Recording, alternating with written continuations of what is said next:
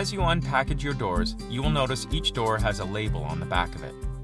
This label contains your order information, including door number and size. Use these labels and the plan you sketched when ordering to determine each door's location. Installing doors is a fairly easy process, but care should be taken to protect the doors while working on them. Cover your countertops with the foam packing material your doors are wrapped in, as this will provide a soft, scratch-free surface to work on your doors. Most concealed soft close hinges consist of two pieces, the hinge arm and the hinge mounting plate. In this example, we have two bloom mounting plates, a standard bloom plate and the refacing plate that we supply for both framed and frameless kitchens. The arm and the mounting plate snap together by hooking the arm onto the front edge of the plate at an angle and then pressing the two together at the back edge of the plate. You should feel and hear a snap that will let you know the two pieces are securely locked together. To attach the hinges to the doors, lay your door face down on a flat surface. Insert the hinge arm cup into the hinge hole on the back of your door. A rafter square is ideal for ensuring that your hinge is installed square to the edge of the door.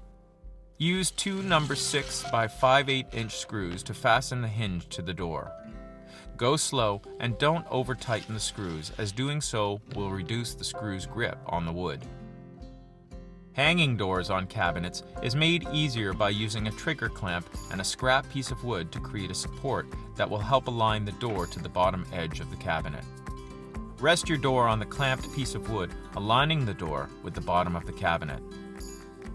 The refacing plates have two small tabs that rest against the edge of the cabinet face.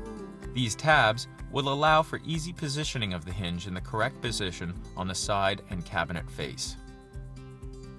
Using a number 6 by 5/8 inch screw, attach the top hinge plate using only the top hole on the plate. Move to the bottom hinge plate and attach the hinge using the top hole on the hinge plate. Ensure the hinge plate tabs are resting squarely against the face of the cabinet and drive a screw into the bottom holes of the hinge plates for both upper and lower hinges. Once your doors are hung, they may need adjusting to sit level when closed. The adjustment screw on the back of the hinge arm moves the door in and out from the cabinet face. The middle adjustment screw moves the door up and down vertically on the cabinet face. The adjustment screw closest to the front of the cabinet will move the door horizontally left and right on the face of the cabinet and helps adjust the gap between doors. Installing Nieu Cabinet Doors will transform the look and feel of your kitchen. Start with the upper cabinets at one end of the kitchen and work your way around the room, finishing with the base cabinets. Adjust the alignment of the doors as you go, taking care to keep the gap between doors consistent. Once the doors are hung, all that's left to do is install the handles and knobs. Your kitchen cabinet refacing project is almost complete. To keep up to date on our how-to kitchen cabinet refacing content, please like, comment, share, and subscribe.